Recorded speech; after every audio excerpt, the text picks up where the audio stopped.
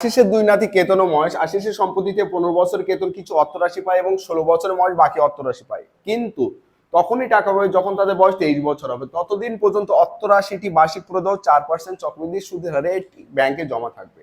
যখন উভয়ের বয়স 23 হয় তখন তারা একই পরিমাণ অর্থরাশি পায়। আশিস প্রথমে মহেশকে কত অর্থরাশি দিয়েছিল? যদি আশিসের কাছে মোট 25,500 টাকা থাকে। আশিসের সম্পত্তি কেতনকে দিয়েছিল কত? 15 বছরের মাথায়।